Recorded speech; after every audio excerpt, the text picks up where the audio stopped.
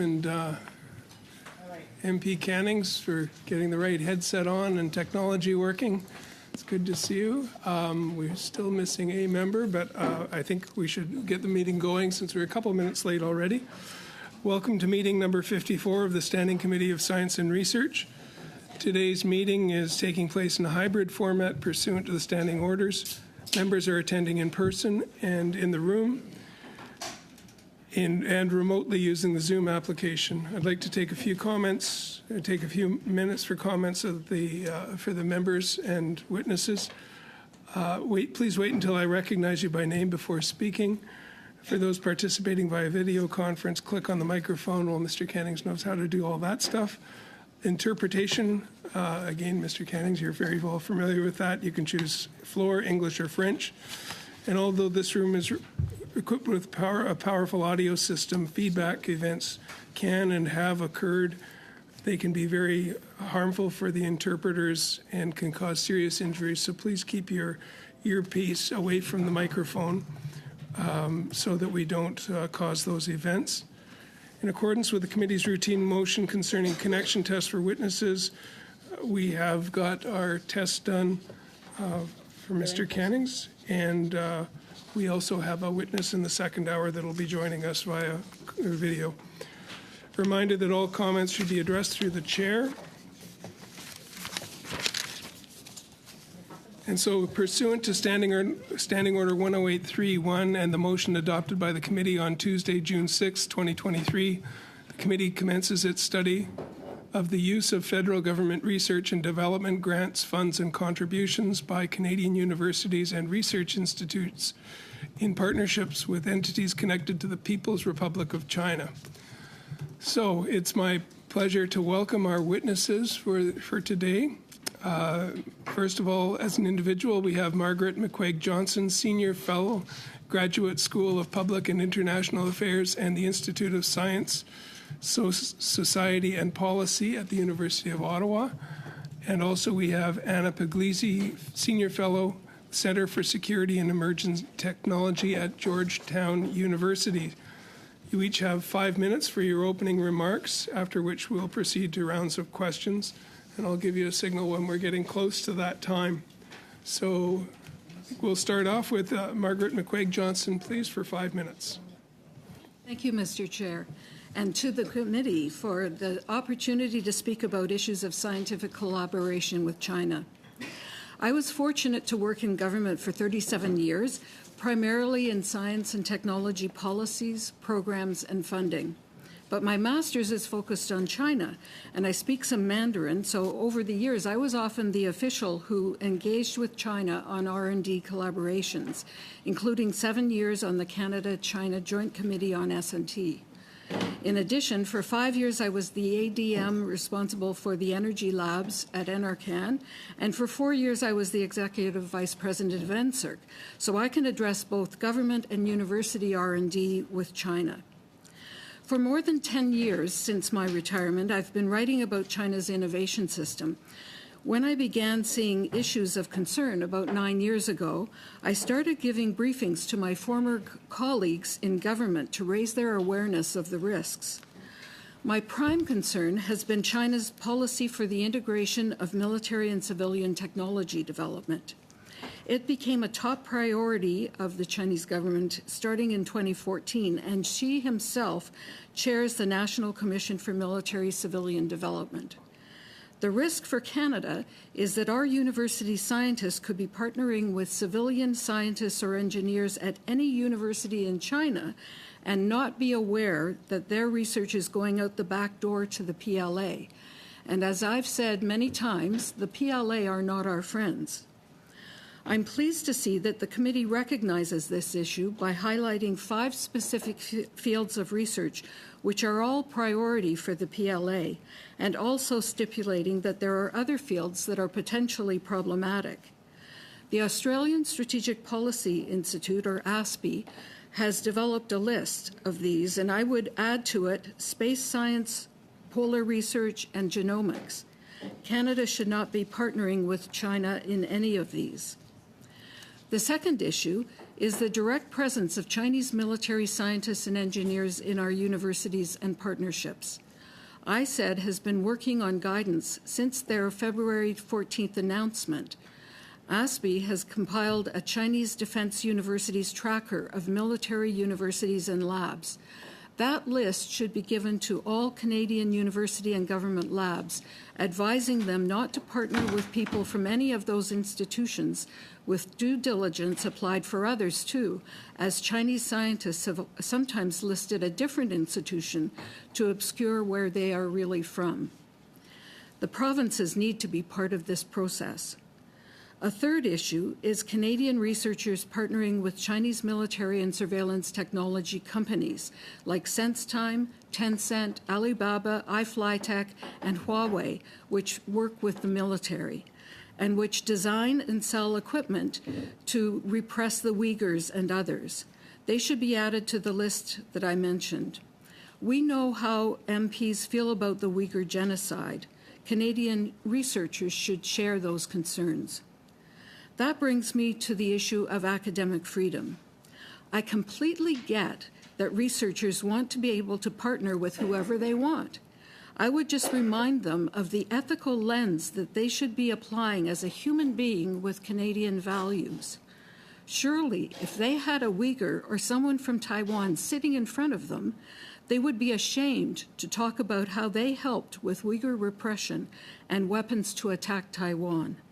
And there is also a reputational risk for their university with such research.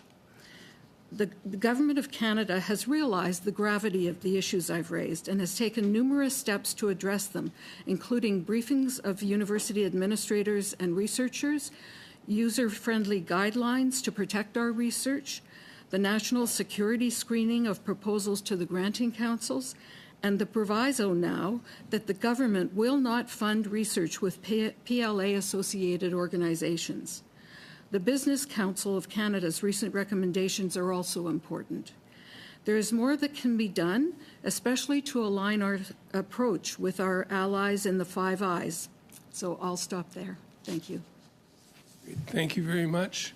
And now over to Anna Puglisi for 5 minutes. Okay, thank you very much.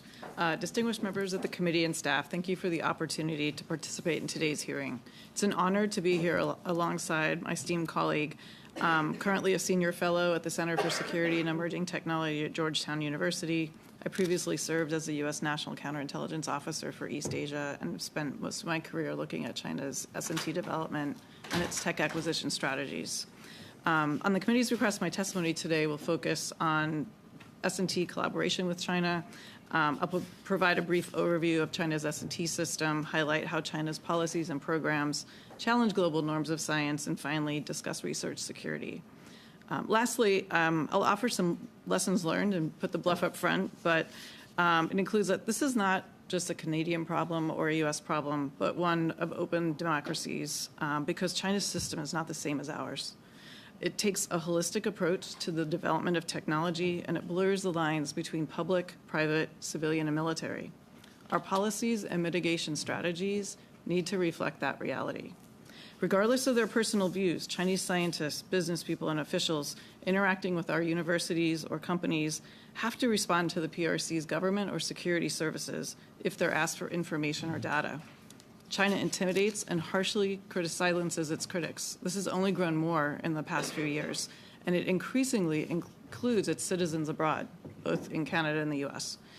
Our institutions are not designed to counter the threat to academic freedom and the manipulation of public opinion that China's policies and actions pose. Beijing in many ways understands our societal tensions, and its statecraft is directed at them, promoting any changes in policy as ethnic profiling. And this is a well-funded effort. It's because of this last point, I do want to acknowledge how difficult and challenging that these issues can be. There's no room for xenophobia or ethnic profiling in open liberal democracies. It goes against everything that we stand for. And precisely because of these values, we must move forward and find a principled way to mitigate the policies of a nation state that's ever more authoritarian.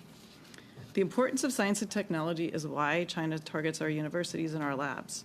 Emerging technologies are increasingly the center of global competition. providing the foundational research and developments that underpin the future industries and drive economic growth. Future strength will be built on 5G, AI, biotech, new materials, quantum, and areas currently researched at our universities, government labs, and R&D centers. Beijing views this technology and the robust S&T infrastructure needed to develop it as a national asset, and the way it structured its system to reach this goal is inherently at odds with the key assumptions of the global norms, which include transparency, reciprocity, and sharing.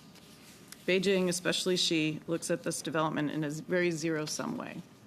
So my written testimony goes into many more details on the policies, programs, and infrastructure that support these efforts. China's legal system also complicates collaborations because its laws compel its citizens to share information and data with Chinese entities if asked, regardless of the restrictions placed on that information. But more importantly, who actually owns that information. I've also provided these in my written testimony. Moving forward, we need to consider the following. We need policies for the China we have, not the China we want. Most policy measures to date have been tactical and not designed to counter an entire system that's structurally different than our own. It's essential that open liberal democracies, such as Canada and the US, invest in the future, but we must build research security into these funding programs. Existing policies and laws are insufficient to address the level of influence the Chinese Communist Party exerts in our society, especially in academia. Increased reporting requirements for foreign money at our academic and research institutes and clear reporting requirements are a good start. But we also have to ensure true reciprocity in our collaborations. And for too long, we've looked the other way when China doesn't play by the rules and follow the details of these S&T collaborations. There has to be repercussions for not sharing data, providing access to facilities, and, as my colleague mentioned, obfuscating the true affiliation of Chinese scientists. So in conclusion, what will also make this difficult is that the reality that China is presenting is inconvenient to those benefiting in the short term. This includes companies looking for short-term profits, academics that benefit personally from funding or cheap labor in their labs, and on the many former government officials who cash in as lobbyists for state-owned or state-supported companies in China. So I want to thank the committee again for continuing to discuss this issue. These are hard conversations that open democratic societies must have if we are to protect and promote our competitiveness, future developments, and our values. If we do not highlight and address China's policies that violate global norms and our values, we give credence to a system that undermines fairness, openness, and human rights. The Chinese people deserve better. I think the Canadian and U.S. people deserve better, and our future depends on it. Great. So thank you. Thank you. Thank you very much. And we look forward to your written brief that's in translation services and will be distributed once that's been done and be put up onto our website as well. I'd like to, before we get going with the questions with MPs, welcome MP David Lametti. It's great to have you part of this committee, and also Helena Jacek. It's great to have you as well. Look forward to your experience being part of our discussions. And Andrew Dillon, who is subbing for Ryan Turnbull today. So welcome. It's great to have you. So now we'll start with our 6-minute round of questioning with the Conservatives, going to Gerald Soroka at the first spot. Thank you, Mr. Chair, and thank you to the witnesses for coming today and providing your great insight. Ms. McQuaid-Johnson, you had mentioned that, for years already you've been saying about the concerns. Do you think this delay in action has the potential to compromise Canadian research security? I've been concerned that it moved faster, but I know that within the government and across the government, officials were trying to understand exactly what was going on and then what levers they have to affect it. And one of the concerns, of course, is that at the federal level, it's federal funding for R&D that's the lever. And so, how would they go about that? And it's been a step-by-step process where they started with briefings of administrators and then developed guidelines, very user-friendly guidelines. I was impressed by them. And now have gone all the way to national security screenings for proposals that come before Natural Sciences and Engineering Research Council. 2/3 of those have already been sent back and been told, no, that's a risk of national security. That's kind of alarming, because that means that all those previous years, there was a high proportion that was a risk for national security. So I'm really pleased that the government is now moving ahead and looking at what else it can do. And I'm very much looking forward to this committee's report, because I think it will add to the body of work of what more can be done. Well, on the next point, though, like, universities are looking for money or financial support, and one of the things the government has said that if you are partnering with China now and you're getting funding, then they won't give you that funding. But yet the Chinese can supply a lot more money. So is that really safeguarding, or is that just a quick back talk from the government saying, yeah, we're concerned, but not much? Well, there are two dimensions to it. There's partnership with a university researcher in China, and that can be one-on-one or with a group. But the rubber really hits the road with the Chinese companies that approach researchers here in Canada and offer a large amount of money with the proviso that the whole contract be made secret, and that the senior administration of the university never tell anyone who inquires that that money is coming from Huawei or some other Chinese company. That's a big problem. Universities have concealed their information about secrecy. The Alberta AI Lab, University of Alberta, was shown to be partnering with SenseTime and Alibaba. And so they took that information off their website. But if you go on the Hong Kong AI Lab website, you see that there is the University AI Lab in Alberta, AMI, partnering with Alibaba Group and Alibaba Cloud, Alibaba Academy, and Alibaba Entrepreneurs, plus SenseTime. And Alibaba has developed surveillance technology that will pick a Uyghur or another minority out of a crowd. And, so this is part of the repression. So it's very concerning. Yeah, we can see a lot of issues. That's why we're bringing this study forward for that reason. Now, I'll go on to Ms. Puglisi. You've dealt more with the United States and some of their policies there. Do you think Canada and the Canadian government is doing enough? And if not, what kind of opportunities do we have to improve? So, as I mentioned, I think this is a problem that we see not only in Canada and the U.S., but even across other open liberal democracies. And I think that what makes it so challenging in getting this started is that, we had hoped that these collaborations would, especially when many people entered into them, would lead to a more open China, and that we wouldn't be in this place, especially 10, 20 years ago.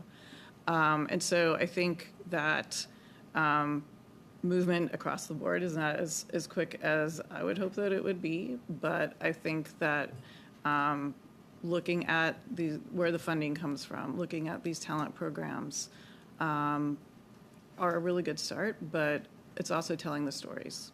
And it's making folks aware that these are the policies and programs of a nation state.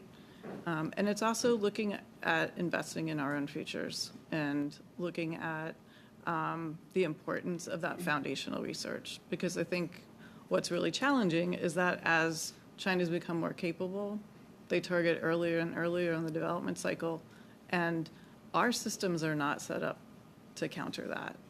Our systems are set up to counter stealing of military technologies and other kinds of things, and so I think it really requires us to think about a different way of doing things. So thank you. Okay, well, I'll quickly then, you probably have to reply back in writing then. Could you give us some information as to, obviously the government is quite trusting, and not only this government, but a lot of governments, what kind of opportunities there are that we should be clamping down and working with universities to make sure that we don't lose our resources and our technology, and especially falling into foreign entities such as China? And I think that concludes my time. Pretty much used it, but that was a good question, so we look forward to an answer. Now for the Liberals, we have Lena Metledge. Thanks. Please. Thanks, Mr. 6 minutes. Chair, and thanks to our witnesses that are appearing before us today. You both come with such phenomenal experience and expertise, so thank you for coming to our committee. Ms. McQuaid-Johnston, question for you. Our government has been working towards improving research security in Canada.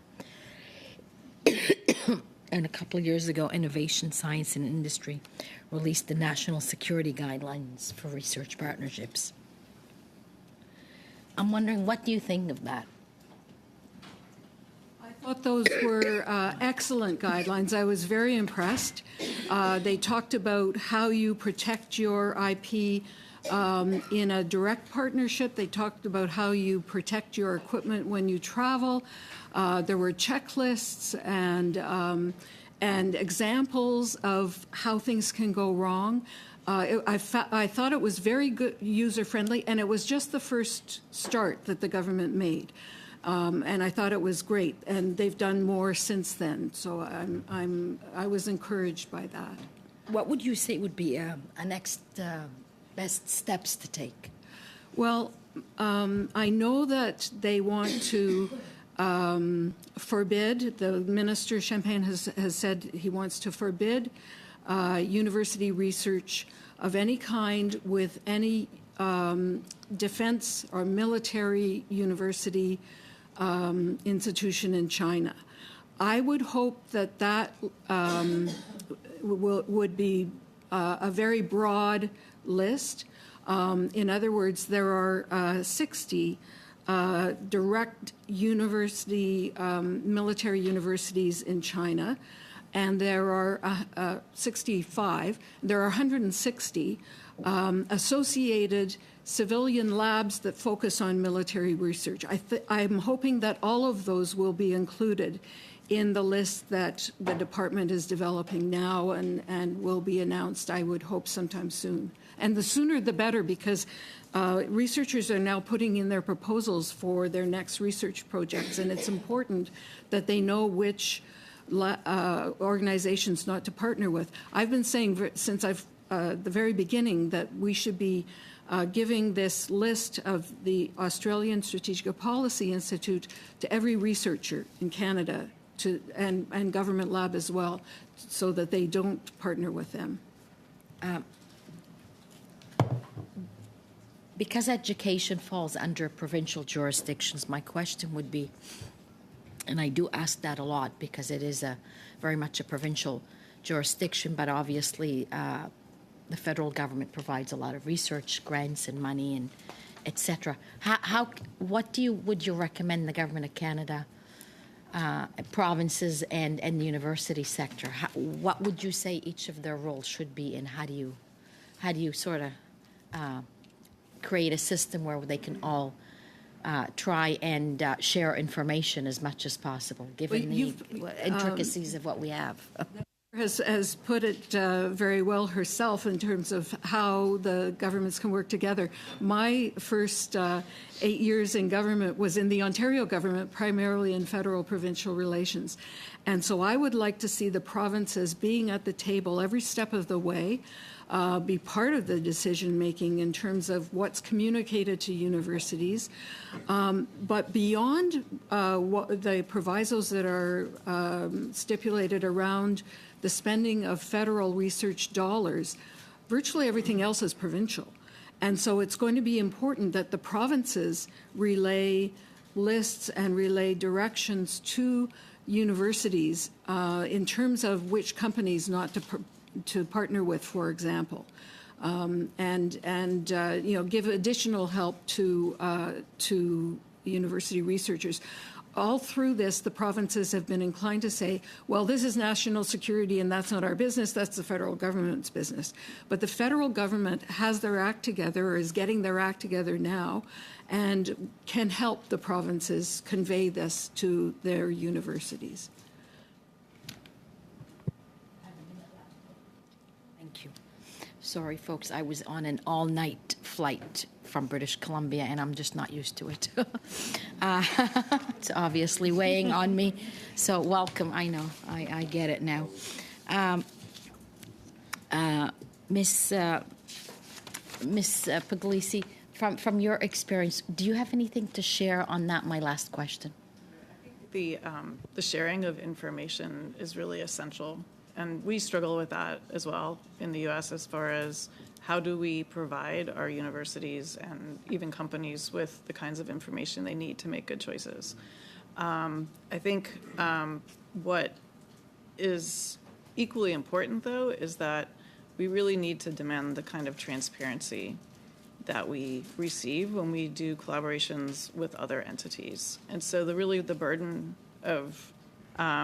should really be on the Chinese entity to be transparent and to be forthcoming with those kinds of information, because we oftentimes we don't see that kind of transparency and reciprocity, and that's really essential. Merci. Et maintenant, pour 6 minutes. And thank you. Now for 6 minutes, Mr. Blanchet-Jonca, the floor is yours. Thank you, Chair. I would like to welcome the new colleagues here with us, Chair. I think it's very interesting that the government takes a high level of interest in this important committee at bringing new members to the table. We're even expecting the Minister of Innovation, Science and so forth to come here, to come and tell us what he's up to with the budget. But not having the minister, we now have former ministers, much to be applauded. So let's get back to the matter before us here today, Chair. Let me put a first question for Ms. McQuaid-Johnson. Thank you and congratulations for your long involvement on this issue, 37 years. That's quite a track record. You have a good deal of expertise in this matter, so we're very happy to have you with us. I would like to quote during the last meeting of the committee last Thursday in quoting the approaches to take when organizing collaboration among scientists. I'd like to know the following. A number of different rules should apply, you said, when it comes to evaluating the scientists in authoritarian regimes such as People's Republic of China, Russia, and others. Mr. Gordon Holden underscored the need to also focus on the very topic of the research. Sherry Wong, another witness with us, spoke of an approach would be agnostic as to country. I would like to know what your approach to this is. What do you think of the other positions that were shared by the witnesses we heard on Thursday? The pleasure of watching that committee meeting, and so I know what you're referring to. My views are very much in the camp of Gordon Holden's, that we need to assess not just the professor and the institution that they're coming from, but also the field of research and the discipline of research. The committee has looked at a list of them. The ASPE has research areas that I would add, polar science and so on, aerospace, rare earths, semiconductors, even basic research, and such as properties of advanced materials, is potentially problematic when China is now and brain research. China has a policy for weaponry that they would like to develop weapons that meet the objective of winning without fighting, and that's where brain research comes into it. So I'm not in the camp of being agnostic about where the people are from, whether and making researchers go through this process for every single country in the world. I also have a concern on the registry that may be what it's going to look like. I think we should be focusing on those countries that are a problem and that we know are a problem and that's documented. And China is certainly number one and number 2 and 3 and 4 too. Merci beaucoup. J'aimerais vous entendre sur. Thank you very much. I would like to hear you on how we should manage collaboration, work with different countries. I know that Australia has set up an approach to the effect that Australian universities must inform the government every time they enter into a partnership with a foreign country that's on the list. What do you think of that approach? And based on your own expertise, your own experience, how should we treat interactions with various countries, different countries? I certainly think that Australia's measure is an interesting one, to simply state transparently what the proposed partnerships are, and I think that's one piece of it, but there are a lot of other pieces as well. And we have to keep in mind, too, that China does not have a reciprocal arrangement with us. They want all our work, and they are less than keen to share with us what they've been doing. They have a massive database for their research, and in March they closed the entire database to foreign researchers. And they have strategic technology areas that are reviewed before publishing, and if it's too strategic and too sensitive, it won't be published, even if it's been developed with foreign researchers. So these are some of the things that I think we need to keep in mind when we're reviewing researchers from China. Merci beaucoup, Madame McQuaid. Thank you very much, Ms. McQuaid-Johnson. I'd like to go back to the guidelines and the progress accomplished. In 2021, guidelines were published on the national security and partnerships in research, national security guidelines for research partnerships. I'd like to know where we've gotten since then to protect our research and what the roadblocks have been, what the obstacles have been. I believe that those are very useful guidelines as far as they go. They're user-friendly for professors to review and assess every one of their research partnerships against those guidelines, and to raise any questions with their Office of Research and International Relations if they have any questions or concerns. The major research universities now have national security research officers in them who usually have national security experience. Terrific. Thank you. Well done with getting the answer in under time. Now we'll turn to Richard Cannings, virtually from the NDP.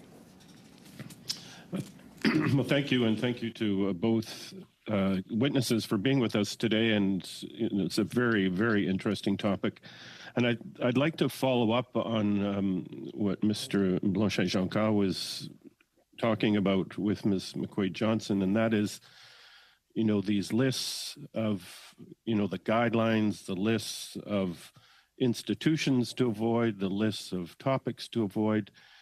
Is there a sense out there that these are being followed between the provinces and the federal government? It's a very tricky landscape, and I'm just wondering where we are in having the capacity to really track down all those partnerships and arrangements.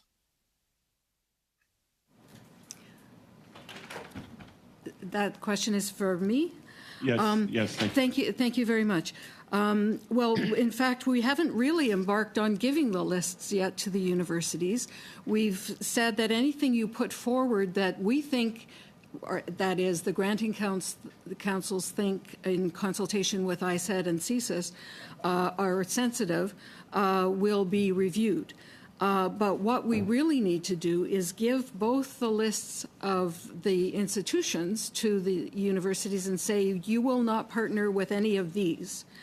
And in my belief, and this is what was also suggested by Mr. Holden, also the topics and disciplines, because even something innocent, seemingly innocent at a civilian university, we know that civilian researchers are obliged to partner with the Chinese military if they're asked to do so under the policy for the integration of military and civilian technology development.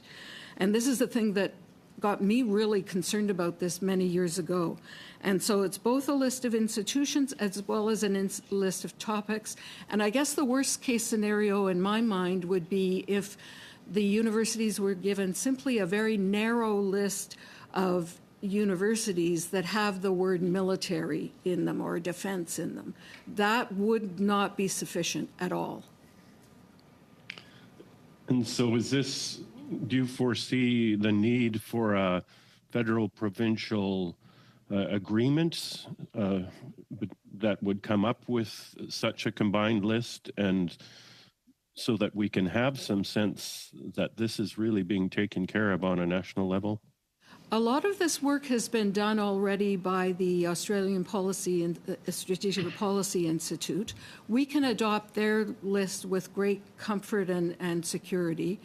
And I think for the federal government to convey to the provinces how the list was developed, maybe have some people from ASPE come and meet with them and go through it with them, that would go a long way, I believe, on the part of the provinces who have been looking for guidance on this. They don't want to do the wrong thing. They don't want to be helping the PLA, but they need clear directions and guidelines and checklists so that they can be sure they're being safe.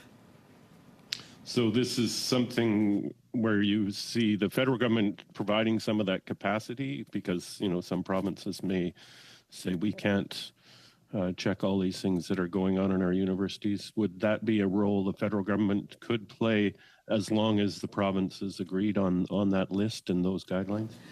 Yes, I think, Mr. Chair, that would be a very good place to start. Having come from the world of federal-provincial relations, I know that those things can drag on. And so I would hope that those consultations would be held in a very speedy manner that convey the level of urgency that we all have to these questions. And just finally, quickly, you mentioned that there was some security vetting of research proposals, 2/3 of which were sent back. Can you give me just more details on that? How many proposals were looked at? Was it all the proposals of the Tri-Councils? I believe that it was around 36 of the NSERC proposals that were in the first round, where that 2/3 statistic came from, and again, it's a very concerning number. And these were turned back because of the institutions they were partnered with? And I believe that a more detailed national security review was done of each of those, involving both ISET officials and CSIS officials. Okay, thank you. I must be getting close to the end of my time. I haven't. You have about 30 seconds if you have a quick. Okay. I'll just turn to Ms. Puglisi then and just ask you, Ms. Puglisi, about what the best way forward for a country like Canada would be. Great. I think putting together lists is very challenging because we have a very dynamic actor that, and we've seen, will take things off the internet, is not forthcoming, not transparent, is very opaque.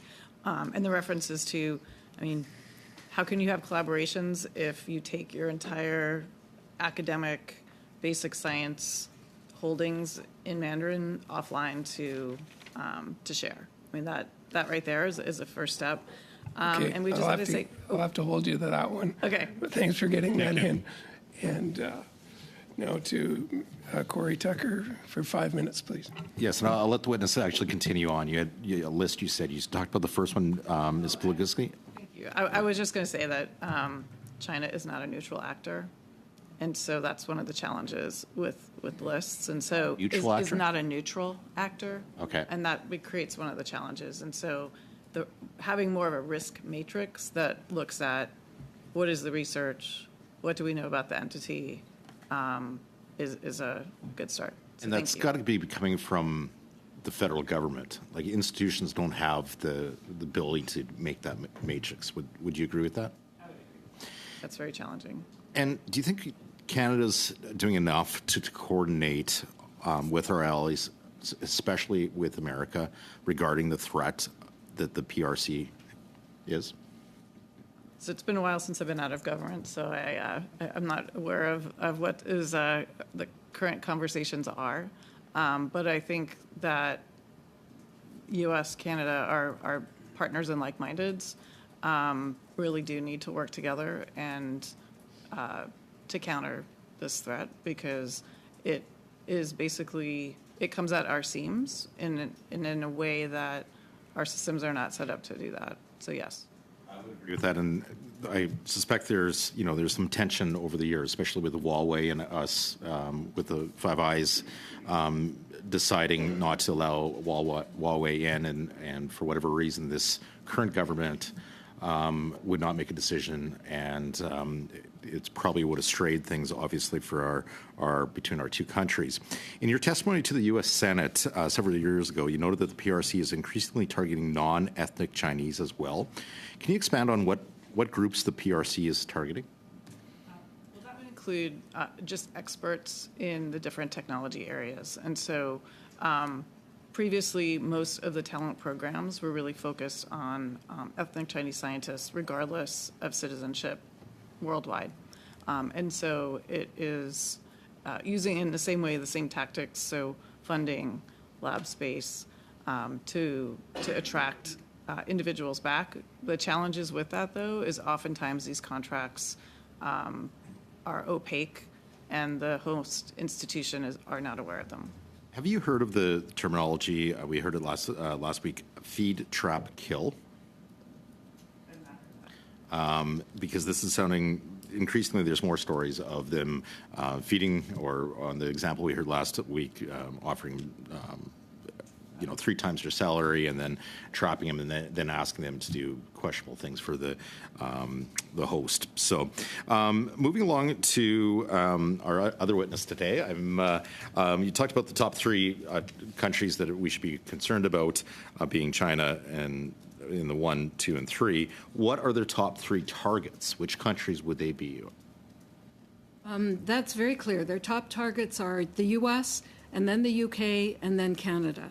And again, ASPE has done work, a lot of statistical work, on the extent to which there are Chinese military researchers in our universities now. And that's a big concern. And so, yeah, we're among the top. Canada's among the top. And the reason is we're advanced in all the strategic technologies that the PLA wants to get a hold of. And so it's not a surprise. Artificial intelligence, photonics, quantum. And of those 3, they're all Five Eyes countries. There must be some coordinating between them. And if there's been lacking in the past with our approach to Beijing, what are the other countries that are increasingly turning towards China then? On the research? On the research side, where outside of Canada, as much as we should be worried about Canada, what are the other countries that should be more alarmed? Not UK and US, but like ones that are fully engulfed in their control. Under China's control. Yes. Perhaps Ms. Puglisi would know better than I, but I know that there's been a lot of collaboration with Germany, and with Australia. Australia is now getting on top of that and is really a model for Canada. But in terms of the Five Eyes coordinating, I believe there's a lot of consultation, but I don't think there's coordination yet. And I'd like to see coordination and have the allies line up so there's consistency across universities as to which universities should not be collaborators in China. Great, thank you. I keep wanting to jump in, but as chair, I have to keep time moving along. Dr. Jasek, over to you for 5 minutes, please. Thank you so much, Chair, and thank you for the warm welcome to this committee. I certainly look forward to participating, and thank you to the witnesses for being here. Ms. McQuaig-Johnson, you've referred to, obviously, our government's policy in terms of what we've done to date, and you've said you would perhaps like things to speed along a little bit further. One of the things that our government has said is to our funding agencies, those that we fund, who then go on to fund research themselves. And we've talked a lot about lists. Has our government ensured that we've gone to all those funding those agencies who fund research themselves? I'm thinking particularly, as you listed off some of the areas, Genomics Canada. Have we ensured that all those agencies are also aware of our concerns? Well, in fact, when the government indicated it was going to broaden beyond NSERC and go to CIHR and SSHRC, I noticed that Genome Canada was missing. And I was very concerned about a year ago when Radio Canada did a major investigation of the Chinese company BGI and the genomic research that it was working on with Canadian institutions and teaching hospitals and universities, and giving them free equipment, and then on the condition that they receive all the data from that equipment. That's really concerning and alarming, and for that reason, I think Genome Canada should be part of it. Would you have a list that you could suggest of all these other potential agencies that you could provide to us? Those are the four. Okay. Yeah, I think those are the four. And when that became public that it was being expanded to the three, I was interviewed and I suggested that Genome Canada also be added, but I don't know if that's going to be done. Okay, well, thank you for that practical suggestion. Now, reading some of the background material we were given, I noticed that some university researchers are rather resistant to some of the suggestions that are being made. And in particular, and I'm quoting from a Globe and Mail article, but U of T's Mr. Wong defended the university's long collaboration with NUDT, one of the Chinese organizations, saying the papers were published in widely available, reputable, peer-reviewed academic journals. So the implication is that this is publicly available information, so everybody has access, not particularly the Chinese researchers. Do you have some comments on that? I do indeed. That's the way the researchers see it, and they say my friends of 25 years in China would never do anything askance. But when military researchers are part of the research process, they can redirect the research to their priorities in the PLA. And that's whether it's through NUDT or a civilian university that is partnering with the Chinese military. We hear often the expression dual use, and dual use gives you the impression of equipment that's sitting on a shelf somewhere, and you could use it for a piece of defense equipment, or you could use it in some kind of civilian thing for a plane or something. But anybody who talks to you about dual use in the context of China's military and civilian fusion program doesn't know what they're talking about, in my opinion, because that's way too simplistic an approach. It's far more nuanced, and having the Chinese researchers, even those partnering with civilian researchers who in turn are partnering with Canadians, as part of that research process, will redirect Canadian innovation into weaponry for the PLA. We'll never know how it tracked, and the reason is that there's no transparency in the Chinese research system. Do I have any more time? And also, you reference private companies that engage university researchers. And I'm sure in many cases of that type of research, they're not, in fact, published. Those findings may not be published. No, and the IP sometimes, not always, but sometimes rests with the Chinese company. And so that's yet another dimension. There are many, many dimensions of this problem, and it's why it's taken a while for the government to get its head around it. Great, thank you. Mr. Blanchet-Choquin for 2 minutes et demi. Merci beaucoup, Monsieur le Président. Mes questions vont être aux deux témoins. Thank you very much, Mr. Chair. My questions are for both witnesses. Whoever feels they can answer, go ahead. I'd like to hear you on something we heard last week from a speaker with us, to the effect that our ability to compete with other countries, particularly with China, may be an issue for scientists. And I think you understand the field. And over the last 20 years, R&D in Canada has dropped off, but China has invested further. It was 1% of its gross GDP, and now it's 2.5. Now, we're just over 1.5 in 2020. So I'd like to hear you. Have you ever heard that some scientists were interested in dealing with certain countries in ways that could compromise the security of their research and for money?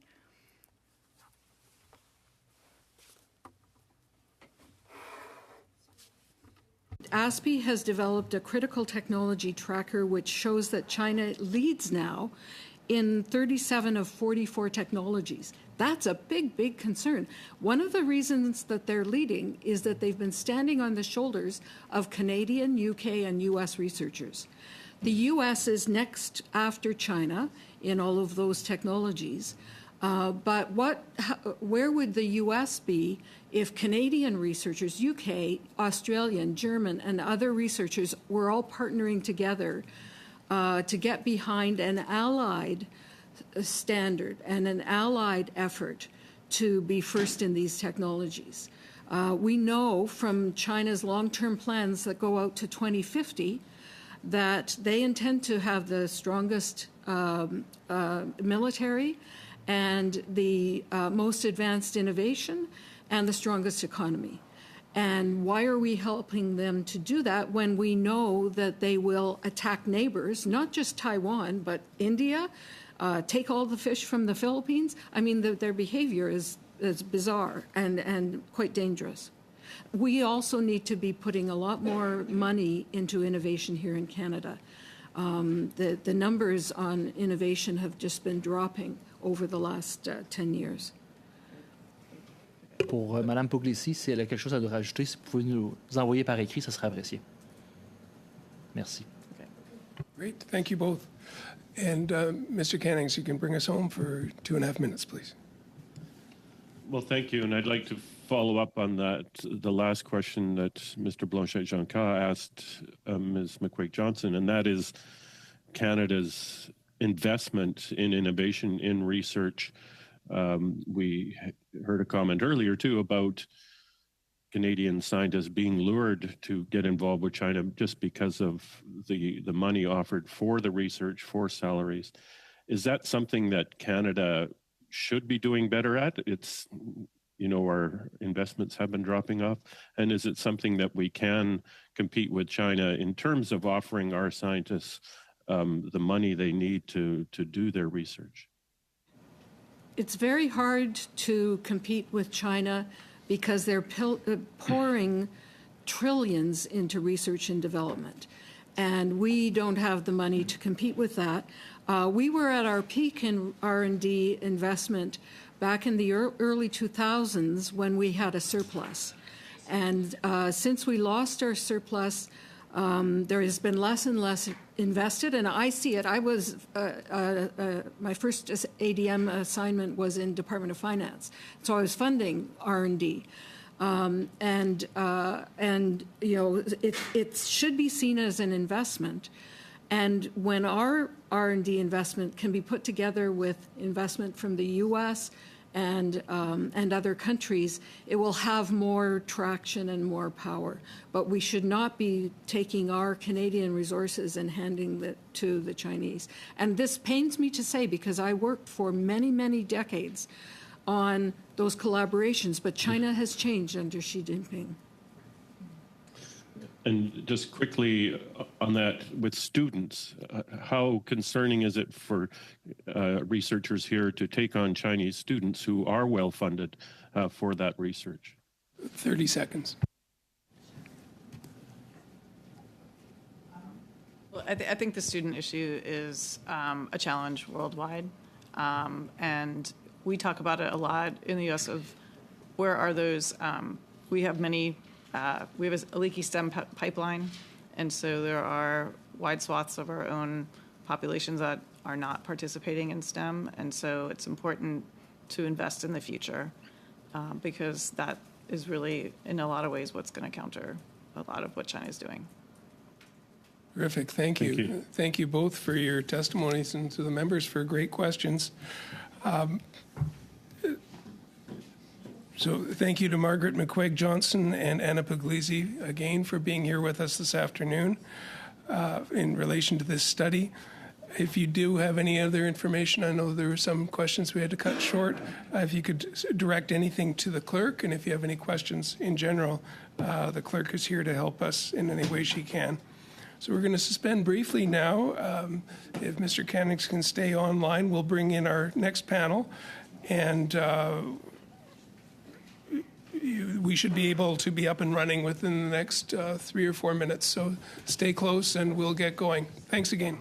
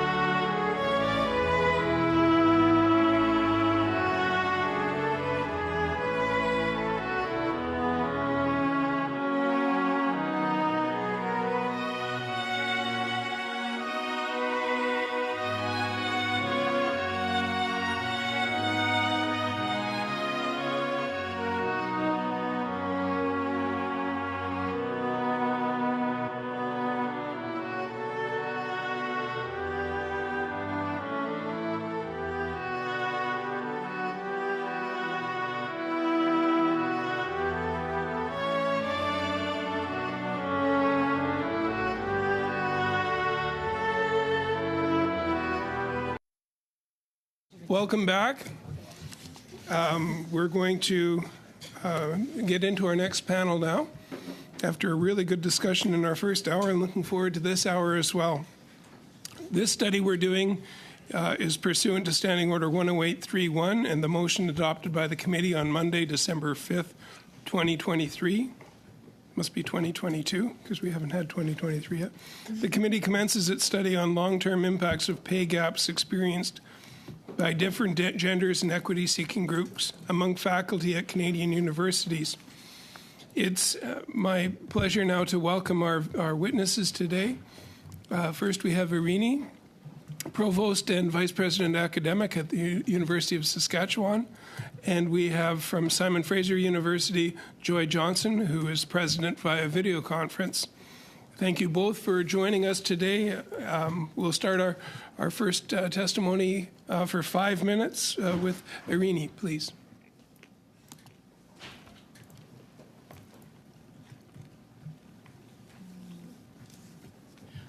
Hello, bonjour. Thank you so much for the invitation to speak. My name is Irini.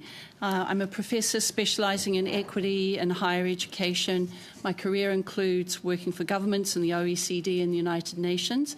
And yes, I hold the role of Provost and Vice President Academic at the University of Saskatchewan. I'll cover 3 areas today: the University of Saskatchewan's context with regards pay gaps, actions universities can take, and actions the federal government can take. Together, we can advance science and research to benefit a more equitable and prosperous Canada. So the University of Saskatchewan is similar to many universities nationally. Right now, in our new cohort of assistant professors, we have more faculty who are women than men. Over the next decade, we expect to see women trend closer toward 50% of full professors. Even with good news, we know there is a pay gap, especially at the full professor level.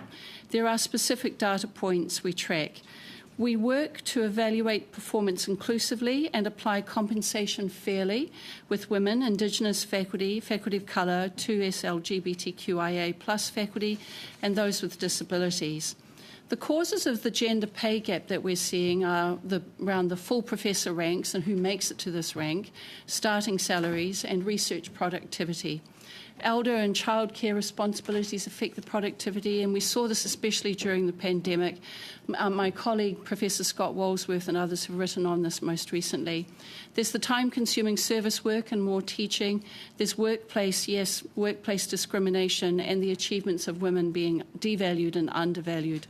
So this suggests that alongside the pay gap actions, there's also pay discrimination actions. What can a university do then to address the gender gap? And the University of Saskatchewan introduced in 2015 a gender pay equity increase, which was negotiated with the Faculty Association and provided a lift to base. This narrowed the pay gap by 2% for women faculty.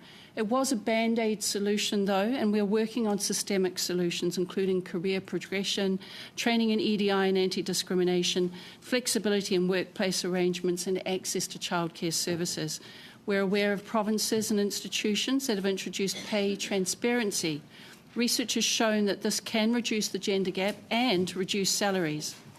On a note about Indigenous and EDI pay gaps, in 2023, our university launched the Indigenous Citizenship Verification Policy. This means we can now track measures of inequity such as compensation. And following the lead of other universities, USask will launch a regular equity census, and the data attained will enable us to examine diversity and gender pay gaps and identify actions. We had to put policies in place so we could start this work. So 2 long-term impacts. There's the gender inequality in pensions, and we know the committee has heard about research by Professor Smith-Carrier and team on the gender wage and pension gap. That's about 500,000 that grows over the career of a woman faculty. And then there's the talent for science and research. Canada is in a global and highly competitive talent market for top researchers. Making a difference in gender equality and inclusion is essential. The alternative may be to continue to lose women and equity-seeking scientists from Canada, despite high productivity levels and potential. So you may be thinking many of the actions on wage gap in university will be for the universities to see through, and that's true. Even so, government may wish to consider 3 levers for change: investment, influence, and information. In terms of investment, the primary route for government influence is through the granting councils. Government may wish to ask for data universities are tracking and then use these to inform policy. This was done very effectively with Canada Research Chairs. Granting councils could ask for grant recipients to provide assurance of pay equity within their research teams. In terms of influence, this committee's report will be influential because you're saying pay gaps affect science and research. Government could ask for sector outcomes to be reported on associated with your report. And with information, ongoing audits of pay and gender are already happening through the government's gender results framework. In collaboration with universities, the framework could generate case studies, beginning with pay gaps experienced among faculty at Canadian universities. So in closing, everyone has a right to be paid fairly. Government and universities can work together to attract and retain the talent needed to advance science and research to benefit a more equitable and prosperous Canada. Thank you. Thank you very much, and bang on time. I appreciate that. I look forward to the questions on your presentation. Our second presentation will be from Joy Johnston, the president of Simon Fraser University. Well, thank you very, very much. And I probably will be echoing some points of Dr. Irini's excellent presentation. I want to thank the panel for inviting me to speak today. I do want to acknowledge that I'm speaking to you today from the rainy West Coast on the unceded traditional territories of the Musqueam, Squamish, Tsleil-Waututh, and Coquitlam people. I do appreciate the opportunity to be part of this dialogue. At SFU and at universities across the post-secondary sector, we recognize the importance of diverse viewpoints and perspectives. And in a historically male-dominated field, which academia has been in the past, gender diversity among faculty is something that we take very, very seriously. So SFU has made important strides in increasing the number of women faculty members at the university, but we also know that those numbers don't paint the whole story. BC has one of the highest gender pay gaps in Canada, with women in BC earning 17% less than men in 2022. This systemic issue can be seen replicated across the post-secondary system. So in 2015, SFU completed a study on gender disparity in faculty salaries. The study found that although we were making strides in terms of gender parity, the increased representation did not translate into improvements in women's pay relative to that of men. The gender salary gap at that time was about 10%. So interesting, the results only seemed to apply to research faculty. We found no evidence of a gender salary gap among our teaching faculty. We also found that the gender salary gap for research faculty was largely attributable to what we refer to as off-scale salary supplements, or what you might think of as market differentials, rather than a gender gap in placement on the base salary scale. We also found that faculty who take parental or medical leaves, regardless of gender, faced lower odds of promotion. And the gender salary gap, therefore, we have continued to conclude is real and systemic, but is complicated with many, many overlapping factors, which is why this conversation is so very important. I want to just give you a quick outline of some of the actions that we're taking at SFU to address the gap. Similarly to the University of Saskatchewan, in 2016, we implemented salary adjustments to begin to address the gap. It included a permanent salary increase for our women faculty of 1.7%, as well as an additional financial award of 1.7%. Since then, we have seen some evidence that the gender salary gap for research faculty is shrinking. It was 10%. Having looked at it again, it is now sitting around 7%. Still more progress to be made. So one of our biggest challenges in further addressing the issue has been a lack of comprehensive data. In recent years, there's been growing awareness and concern about data limitations and administrative data that reproduce the gender binary, and an absence of information about other dimensions of diversity relative to understanding salary inequities. We have a new Vice President, People, Equity, and Inclusion. And in her work, she's trying to move forward to really address this. In British Columbia, there are several pieces of legislation that recently have been passed, including new pay transparency legislation and also broader anti-racism legislation. And we believe these are important legislative pieces that will help our work. We're also working to address disparities for other Employment Equity Act targeted groups, including people with disabilities, Indigenous peoples, and visible minorities. And a lot of this work rests on better data collection. And so to that end, we are implementing an institutional level diversity data framework. And the intent really is geared towards gathering better data, monitoring, thinking very carefully about our diversity objectives and ways in which we can cultivate a more equitable and inclusive campus. When I became president in 2020, this was a priority of mine to address equity, diversity, and inclusion. I think it's a very, very important issue for all of us. I want to say there's still much more work to be done. I'm proud of the progress we've made, but recognize that we are not where we need to be, and look forward to your questions and to the discussion. Terrific, and thank you, Dr. Johnson, for your remarks. And now we'll turn over to the questions, starting with Ben Lobb for 6 minutes. Thanks very much, and it's great to be here. My first question is to the president at Simon Fraser there, and how is it possible that there's a pay equity difference between the research staff? How is that possible? So one of the issues that we have is that we have offered over time market differentials for particular areas. So these would be differentials that are given to areas where it's hard to recruit people or where their salary expectations are higher. So for example, in our business school, in our accounting program, many of those faculty get market differentials, but we see actually more men represented in those departments than women, and therefore we end up across the board seeing higher increases or higher wages for men overall. Similarly, we've seen certain market differentials being offered in our engineering faculty. This is to attract and retain faculty. They get offered on top of base salary, and that really is what I think tends to exacerbate this issue.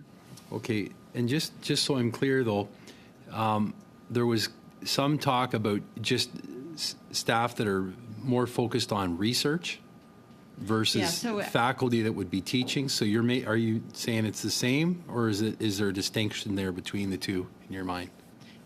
Yeah, so we hire some faculty who are teaching faculty. They're lecturers at the university. Their full-time role is to engage in teaching at the university, and we do not see a wage gap in that group of people. For our tenure track faculty who are also responsible for research and service, that's where we're seeing the gaps. So I think that speaks to what I said earlier about market differential, but also some of these other dynamics in terms of parental leave and other factors that tend to take people out of the workforce for a period of time and do basically disadvantage them in terms of their salary growth. There was one other point you'd made about data. There isn't enough data. Did I misunderstand that, what you were saying about data? Yeah, no, it has been an issue for us, and I think for many universities across Canada. We have not to date collected detailed information from our faculty on all of the demographic categories that, in my view, will influence and impact salary outcomes. So we don't collect currently at SFU. We're moving forward in this regard, but we're not there yet. We're not collecting information about race. We haven't collected information about Indigenous identity. We haven't collected information about disability. Some of the constraints has been because of privacy issues, but we are overcoming those now. Some of the legislative changes are going to be requiring us to collect and report on some of this data, and I think that's going to really help us a great deal. With this topic of study being in Canadians' minds for quite a long time, why hasn't there been more of an effort, I guess, amongst faculty, staff to collect this data. I don't like. There's thousands and thousands of staff that work at universities across the country. Why wouldn't they have had some focus groups put together to study this years ago? Like, I don't know. It shouldn't be a surprise today. Any ideas? Yeah. I think that part of it has been the issue of privacy. And how that data gets collected, stored, what we do with it. I think our colleague from the University of Saskatchewan also recognized that even, for example, self-report of Indigenous identity is complicated. And for that reason, other steps are being put in place to verify Indigenous identity. So it's really asking the right questions, making sure that you know how to deal with the data. Even around our Indigenous data, we have to deal with issues of data sovereignty and make sure who's going to be able to access data. How are we going to report on it? Yes, I could see on some of those specific ones in certain areas, but if you have male researchers and female researchers, it shouldn't take too much time for people to be able to put that list together, how much one makes versus the other, and be able to sift through it. Like, it's... I don't know. I'm glad we put this study forward. I will say that. I'm just confounded that universities of all places have shown up as a spot in a weak area for this topic. I just can't even believe it, to be honest with you. So, anyhow, thanks for coming and giving your explanations. And I'm sorry I didn't get a chance to ask the doctor here a question, but. We still have a minute if anybody'd like to share time. Well, I would give it to Ms. Rempelgarner here. Thanks. Dr. Johnson, I just wanted to follow up on the statement that you made as well that my colleague picked up on with regard to the disparity between the pay equity gap between teaching staff and researchers. We had a witness before committee this week who stated that men's earnings rise significantly with academic productivity, whereas women do not. So can you elaborate on perhaps some of the reasons, as well as Irini, as to why there's this work harder but have less pay dynamic that is emerging? Yeah, I think there's a variety of factors. And I just want to go back to also the comment that was made earlier. We do have data on what I would say the binary male-female data at the university. But we also recognize that there is a spectrum of gender identities as well. We don't have that data to the degree we really do need. And it's also these other factors that influence outcomes. In terms of... Okay, I think we'll have to stop at that sentence, and maybe on the next round we can pick up where you've left off, if that's what the questioner would like. And over to David Lametti for 6 minutes, please. Thank you, Mr. Chair. Thank you, colleagues, for the warm welcome to this committee. It's a life that I have lived for 20 years, and I lived it at the time also vicariously through my ex-spouse, who both of us were academics in the same cohort, moving lockstep through the university. There is an inbuilt bias, even not using teaching, not with teaching positions, but in actual positions where. In our case, it was a third teaching, a third research, a third service. And in all the merit exercises and in all the promotion exercises, the third that was research was weighted way more heavily than the third that was service. And that ended up creating gaps exponentially over time because, as has been pointed out in one of the documents we have, women in particular are often more associated with the service side for whatever reason. I want to flip it around, particularly to President Johnson. Is there anything that's working? I mean, we had a really robust daycare system in Quebec from the late 1990s. That certainly helped my family at the time and helped two academics at the time. But are there regional differences based on policies, for example, such as daycare, or targeted policies that certain universities may have taken to address pay equity over the years? What's worked? Yeah, I think that some of the things have worked. I would certainly say daycare is one of them. And we have daycare on our campus as well available to our faculty and staff, but it's oversubscribed. There's not enough spots. And I think that can make a big difference. The other thing that I think is working is a lot of the unconscious bias training that we're now doing for hiring committees. I think that's helping a great deal. There has been a tradition, to be frank, at universities that people basically replace themselves. So you have a largely male white faculty, and they think excellence looks like that. And so there's been this kind of sense of replacement, or seeing excellence as being a particular, basically looking like a particular kind of productivity.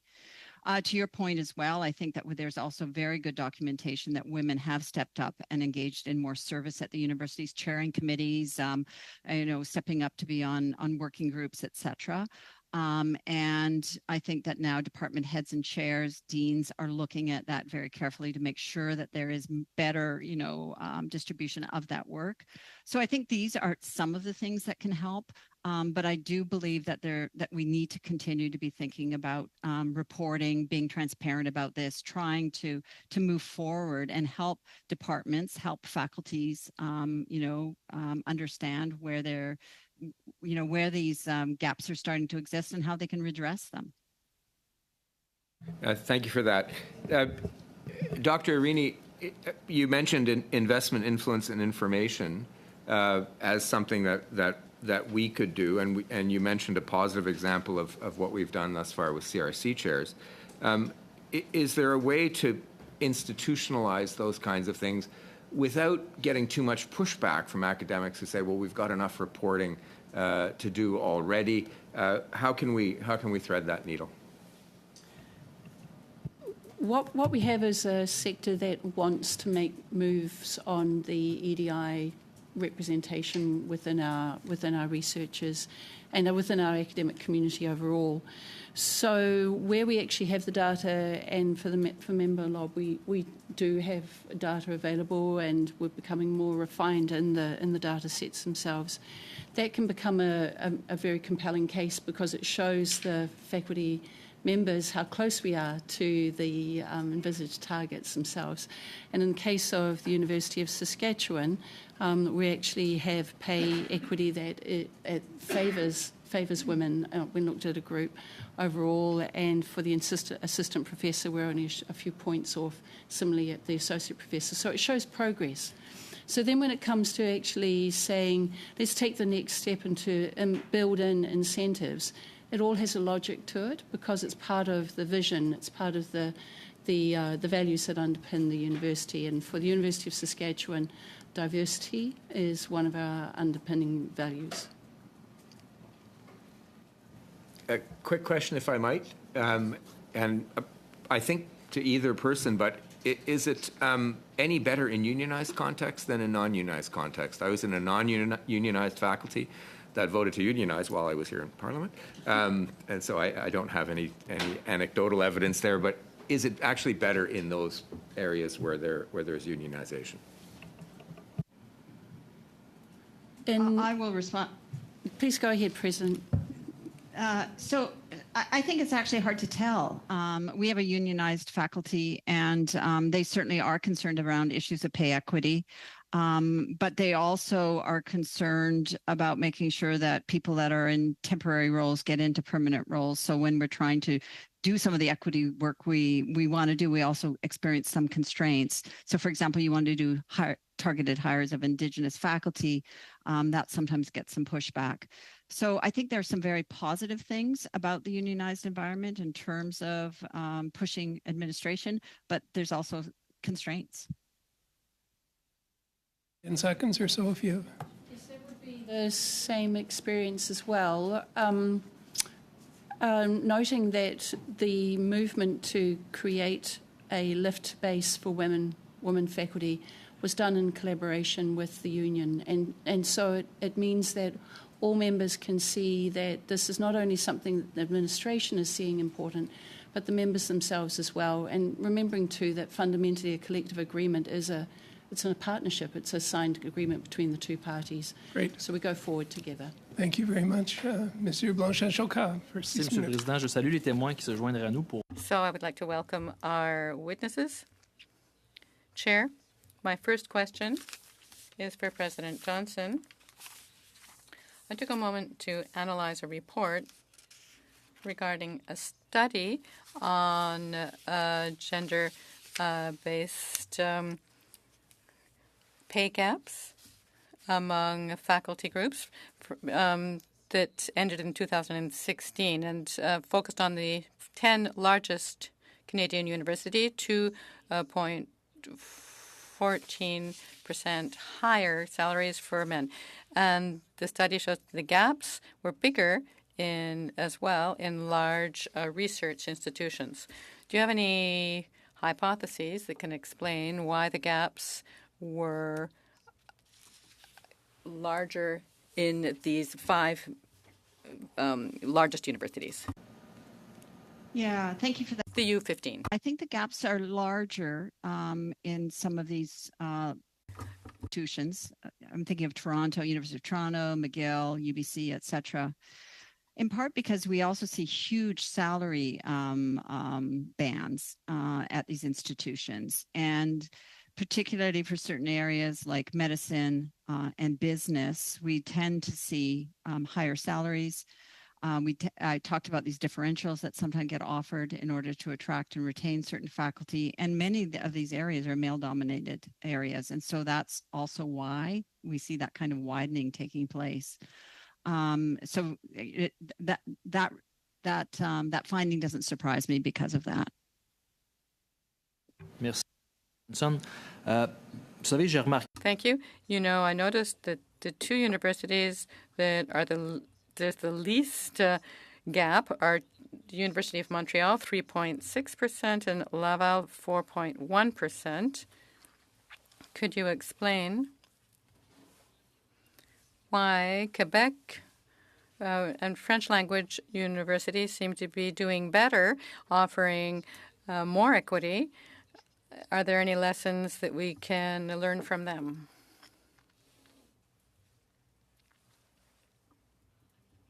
Speculate.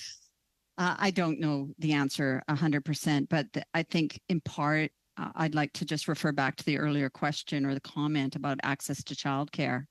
I think this is actually very, very important because when women leave the workforce for a period of time for parental leave, if they aren't able to return in a timely manner or feel they can't find adequate childcare, they stay away longer and the gap grows. And so I think childcare, access to really good quality childcare is essential. And Quebec has nailed it. Merci beaucoup, Professeur Président Johnson. Est-ce que vous pouvez nous dire également... Thank you, Professor Johnson. Could you also tell us regarding the data, if I understood correctly, I know that you have data, you've said so, you'd like to have more granular data that would allow you to better understand the landscape, but I'd like to know whether universities share their data on pay gaps between men, women, etc., and if so, what do things look like overall? Are there any trends that you've seen yourself? I'm on the executive of University Canada, and I can say that the area of inclusive excellence and equity for faculty has been certainly a top of mind issue, and Universities Canada has surveyed members, particularly based on representation of equity deserving groups and in terms of numbers, but we haven't really seen, to my knowledge, a study looking at pay gap issues. So that's also a very, very interesting, and there hasn't been that sharing of data across universities that I'm aware of. So that's obviously another area for potential collaboration and opportunity. Merci beaucoup, Président Johnson. Est-ce que, ensuite, si on reste dans... Thank you so much, President Johnson. And then remaining on that topic, from your point of view, what's the role of the federal government? What role could we play, rather? What could we do to better support pay equity? It's an interesting question, and I think my colleague from Saskatchewan alluded to some of this. You know, the Canada Research Chair Program is a federal program, and it introduced very clear guidance around equity in terms of distribution of those chairs, creating requirements and reporting. And we saw the universities respond slowly, but they did respond. So I think the important thing federally is to think about what are the levers. And the levers are through the granting councils, I would say, for the most part. As you know, post-secondary education is a provincial matter, but there are funding funding for research is a federal matter through the tri-councils and through their various programs, the CRC program, the Granting Council programs, the Canada Excellence Research Chair program. These are all programs that, you know, and we have seen movement on the part of the tri-council to start to make sure that issues related to equity are considered. But they stop in terms of representation. They don't ask that next question around pay gap. So they want to make sure that universities basically are, you know, creating opportunities for individuals, for women, for individuals who are disabled, for our BIPOC population, et cetera. But they don't ask that next question about making sure that there is actually pay equity for those individuals as well. Thank you very much, President Johnson. That's great. Thank you. Good to get some of these things for our analysts as well. And Mr. Cannings, over to you for 6 minutes, please. Well, thank you, and thank you to both the witnesses. And I'll start with Irene. I want to say it's great to hear someone with an obvious New Zealand background. My son and grandchildren live in New Zealand, and it's a wonderful place. And I read somewhere you kayaked across Cook Strait, which to me is a frightening trip, even in a large ship. So kudos for that. What I wanted to ask you, you mentioned that one of the Band-Aid solutions that has been tried is a lift to base. I'm just wondering if you could expand on that and explain why that isn't a long-term solution. Thank you very much. And we in 2015 we introduced the lift to base. It was a correction. And it does help to create a narrowing of the gap by 2% in our case. But what we're looking for is the long-term fitness of the system, of the university system. And to do that, we've all got to be more attentive to the professional development around career progression, more attentive to our actions, our words, our practices in the hiring and decisions around salary placement at the beginning of a career for an academic. We need to be investing in flexibility in workplace arrangements and the access to childcare services. So really, the solutions are multifaceted. We can create the interventions. They help us to have a close, but really we need a fitness of system over the long term. Okay, thank you. And I'll turn to Dr. Johnson now. And again, I'm glad to hear it's raining in Burnaby. We need the rain, hopefully not too much. Just getting back to this situation where research faculty were there's a bigger gap there, and you mentioned the market forces. Is that because those faculty have more ability to negotiate salaries, and perhaps there's some biases where male applicants have more of that ability, more traction in that regard? Yeah, thanks for that question. I think that's a really good point. Your base salary, where you come in, makes a big difference in terms of how your salary grows. And so I think to make sure from the very beginning, we know there are biases in how people negotiate for their salary, what they ask for. And I think that there is fairly good evidence that there are kind of gender differences in how people operate at that type of negotiation. So I think that's another thing that we really have to bear in mind in terms of, because at our university, at least there is no kind of floors and ceilings. That it really is important for people to negotiate a salary as they come in, because that's a salary that, you know, obviously will grow incrementally over time.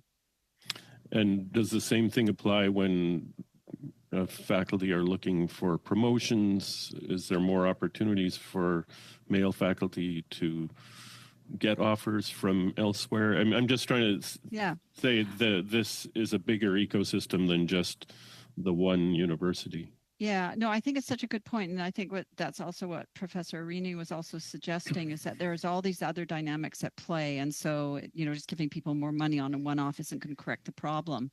And so, for example, at SFU at least, we see men going up for promotion. So we go through different assistant, associate, full professor, and you get jumps in your salary as you go through the promotion process. But we do tend to see men going up earlier than women. There's this kind of confidence factor. There's, a sense of being ready. And we really do need to be coaching, facilitating, assisting women as well to make sure that they are going up in a timely manner for promotion, because it ultimately, again, will affect their salary. And finally, on the parental leave question, I think it's clear that women probably take parental leave far more often than men, although it's, I assume, offered to both. You talked about data. Do we have data on that? How often do male faculty ask for parental leave versus female, and how we can somehow take that into account? Yeah, it's again, I don't have data with me on that today, but I will say, and this is based on studies that were done probably 5-6 years ago, a tendency for when women take parental leave, they actually do leave the university, care for their children, take care of their homes, and often when men take parental leave, they might do childcare, but they also work on their papers and are very, very productive at home. And so again, that's a bias that gets introduced through the system. And I think it's something, again, to bear in mind in terms of how leaves get evaluated, how we think about them. Okay. Mr. Chair, how much time do I have? 40 seconds. Okay, well, I'll just ask perhaps both of you quickly to talk about the numbers of women versus men in STEM, particularly. We've been seeing data that show how difficult it is. There's filters at every level against women, people of color, people of low income, to keep going in university because of funding for research. Just comment on that. I'll jump in and just say we do not have, it is a huge issue for us at SFU. We do not have as many women coming into our computing science engineering faculties as we do men, and certainly do not have that gender and diverse representation that we would like to see as well. And it really means going back into the high schools to correct this problem. Okay, thank you very much. And over to Michelle Rempel-Garner for 5 minutes, please. Thank you, Chair. I want to hone in on what recommendations this committee could make to the federal government that are within federal government scope. And I know, Arini, you had started to suggest a few things, and Dr. Johnson as well, too. I think both of this was centered mostly around the federal levers of funding, particular to research funding. I think it's very important that we address this issue. I think to both of your points, it's important to highlight that I do think that this is a talent competitiveness issue for Canada as well as an equity issue. But as Dr. Johnson, you mentioned, some of this is within the scope of provincial government. So I do want to put on the record that there's been a bit of discussion in one province on the Canada Research Chair issue. It's particularly in Quebec. There was a history professor at Montreal's Dawson College that filed a human rights complaint against Laval University and the Canada Research Chair program, alleging discrimination because of these changes. And then the Quebec Minister of Education put forward a motion in, I believe it was December last year, asking the National Assembly to express its concern regarding the exclusion of certain candidates from attaining Canada Research Chairs on the basis of criteria that are not related to competence. So this seems like a bit of a pickle to me. Are there some ways that the federal government could perhaps aid this issue that isn't going to lead it into a fight with the provinces, particularly with Quebec, given some of the concerns that have been raised in the National Assembly? So to provide assurance to the committee members, anybody who is appointed to a Canada Research Chair must meet the competence standard, and they go through a multi-staged, rigorous process of assessment before actually being recognised by the federal funding authority as having met that standard of competence and in fact exceeded it. So there is no compromise on the quality there. It's an interesting argument too of being left out or excluded because of one's demographic profile. It can be made the other way as well in terms of not having a seat at the table too. So the assurance that could be helpful from the federal level is that the steps taken to advance EDI in terms of science and research are entirely consistent with the legislative framework for the country itself. And we see that similarly in terms of the United Nations Declaration for the Rights of Indigenous Peoples as well. So providing that assurance and that clarity there is certainly helpful. President Johnson may have a further remark. Yes, thank you. And I don't want to cut either of you off. I want to ask, perhaps in your follow-up remarks, have Canadian universities been given any, or provincial governments, particularly both of you are in coordination with your provincial governments on whether or not the new guidelines put in place for the Canada Research Chair have met that sort of a legal test that you described? And again, Dr. Johnson, I would just ask the same question that I asked earlier as well. How should the federal government be interacting on this issue given some of these emerging dynamics? Yeah. I would refer you to the University of Canada statement on inclusive excellence. I think it's an excellent statement. And to be clear, we see similar dynamics playing out at our university from time to time, where certain groups are feeling that because of requirements around the Canada Research Chair, that they're feeling excluded.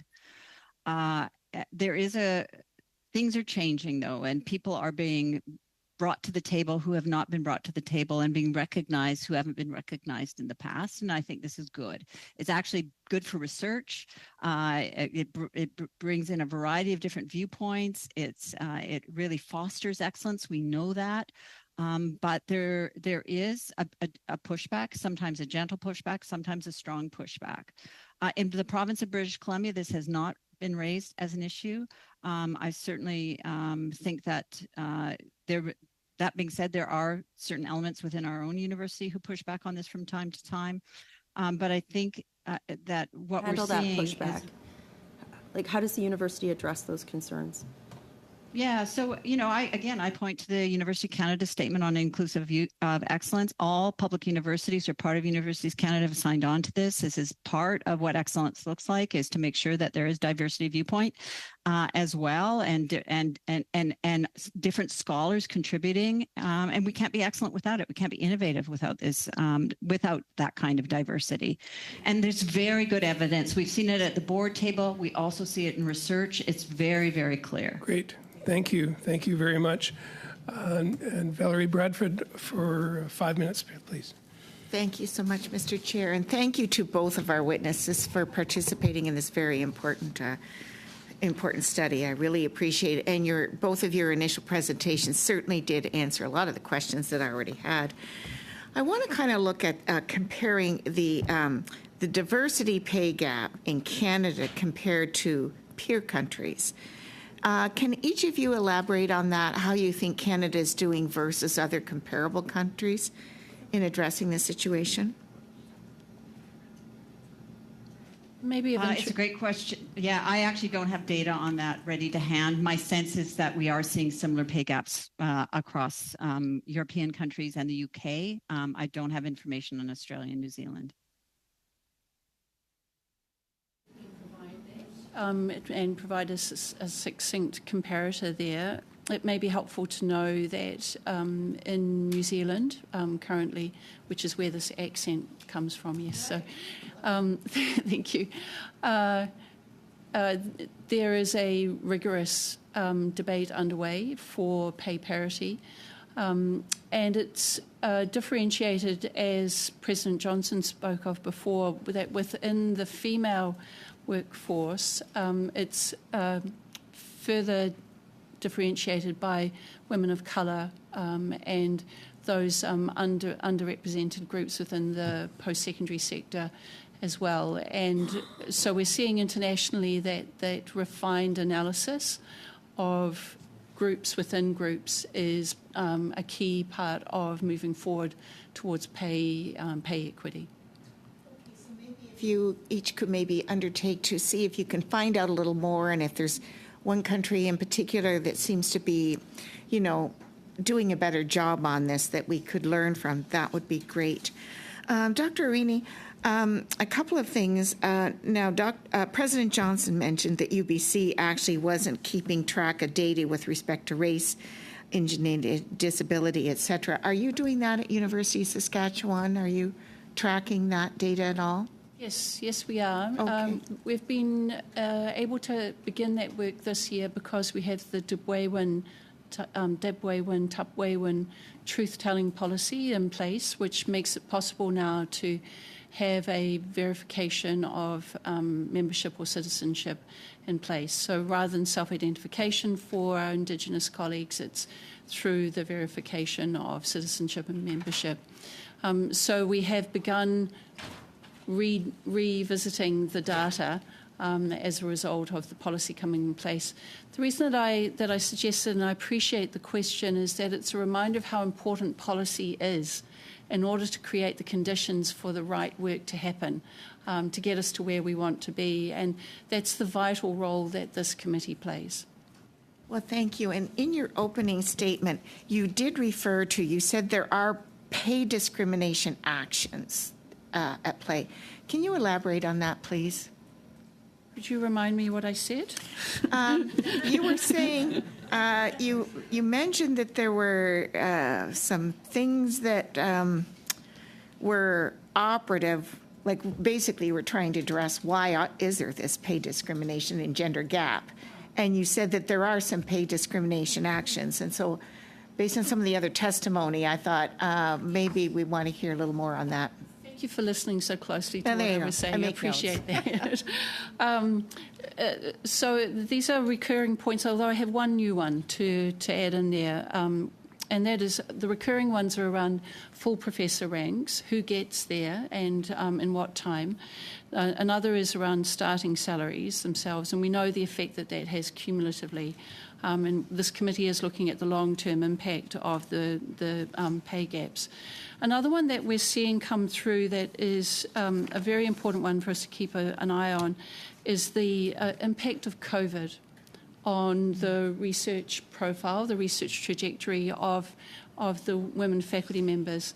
And so my colleague, Dr. Scott Walsworth, along with other colleagues, have actually looked into the impact of COVID, and they found that there was evidence of a steeper perceived productivity decline for women during the pandemic, steeper than that of men. And one of the key causes there was who is being the primary carer. Not necessarily the number of children, but the primary carer in the household. And the research, which is very helpful for setting the scene for further studies, for further monitoring this, is asking us to rethink potentially the tenure and promotion criteria, to think again about what it takes to actually have the career as an academic and to be active within science and research, and to also be involved in primary care itself. We have some examples internationally of how there is a more inclusive view that's helping with moving forward the performance recognition. Thank you. And if there's any details we can get that'll help our study, that would be wonderful. To Monsieur Blanchet-Jonca for 2.5 minutes, please. Merci beaucoup, Monsieur le Président. Thank you, Chair.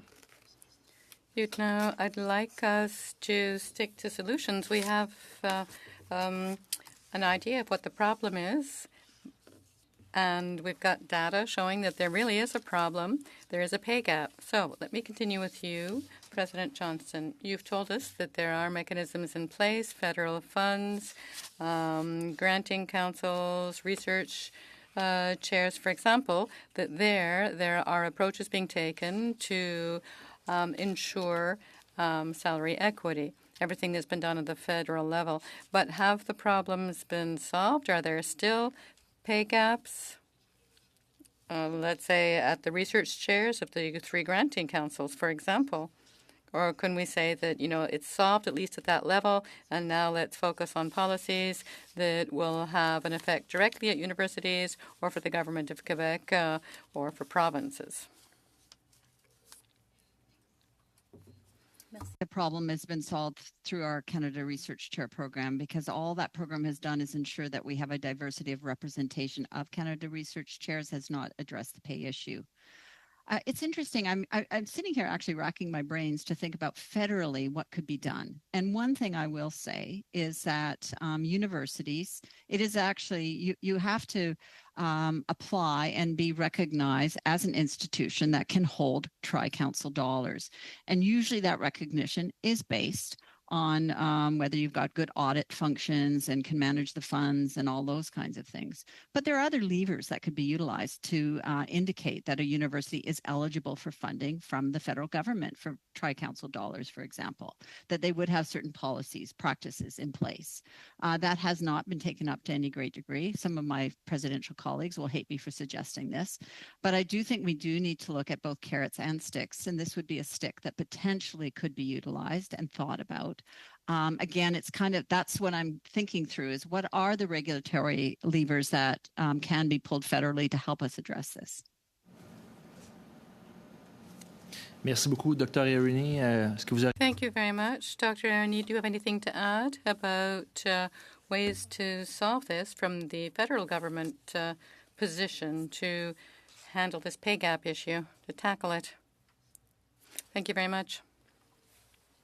I'm speaking to the three areas around investment, influence, and information. So the investment piece is exactly as President Johnson has described. It's looking for where it's possible to have leverage through the government granting. The influence piece is this report itself. But to not only have recommendations come from it, but to ask the sector to report regularly on progress towards those recommendations, whatever they may be, that will come from this important report. And the third piece is around information. Thank you. I've stretched the time because that was an important chunk to get, and I appreciate that. Now to Mr. Cannings for the final 2.5 minutes, please. Well, thank you. And I'd like to follow up with Dr. Johnson on my last point about, this is perhaps one step removed from the issue at hand, the pay gap, but just this idea that one thing the federal government does and one thing it could do better is fund the students, the master's students, the PhD students, the postdocs that are in that process of becoming the researchers and working at universities that we're talking about today. And that is to properly fund the scholarships and fellowships that have been frozen for the last 20 years. And this is the big filter, I think, that filters out female women who are trying to advance their education because they are doing the things that you've talked about, taking care of families, etc. It filters out people of color, people with low incomes. I'm just wondering if that could have some bearing on this issue. Thank you so much for raising that point. It is an absolutely essential point for us here in Canada, is graduate student support. And as you have said, it has been frozen for 20 years. And I am deeply concerned about the barriers that exist for people to enter into graduate school, graduate education. They simply do not have the support. We're hearing this from our graduate students all the time. And I think, as you have said, particularly for women who might have child caring responsibilities and for other groups, that funding really makes a difference. And so this has been something that we've been asking for a long time, for it to be addressed.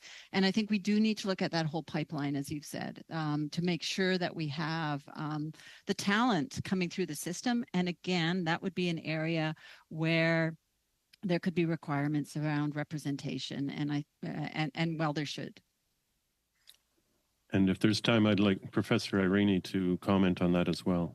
I also appreciate the reflection and making this point, and thank you for that. I'm thinking as I listen to this, economic analysis that I've read about opportunity cost for those from underrepresented groups to take on university studies and to succeed, and how important it is that as they transition into an early career researcher career path, that there is actually an equity framework applied. So not an equality framework, but an equity framework. And the unfreezing of the awards could certainly, if framed correctly, be an important step for ensuring that there's an equity-based launch point. Well, thank you both. Thank you, Richard. I'll leave it there.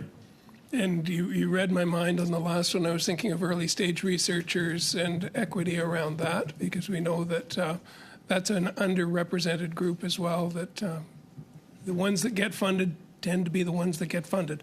But the early stage quite often are overlooked. So thank you for a very engaging discussion, Dr. Arini and Dr. Johnson, and for your participation on this study on the long-term impacts of pay gaps experienced by different genders and equity-seeking groups. If there's any more information that can help inform us, I think one of the great values of this committee is to bring these discussions together, that other universities can also see what it is that we're talking about. And of course, they could also submit comments and briefs. We're going to be meeting on Wednesday, September 27th to resume both of these studies. And also just a quick reminder that there is an advocacy on the Hill right now. Support Our Science group is meeting at 306 Valor until 7 o'clock. So they'd like to see people that are interested in science if you've got time. And apart from that, looking for adjournment. Maxime, thank you. Thank you, everybody, for a great meeting. We'll see you on Wednesday. Okay.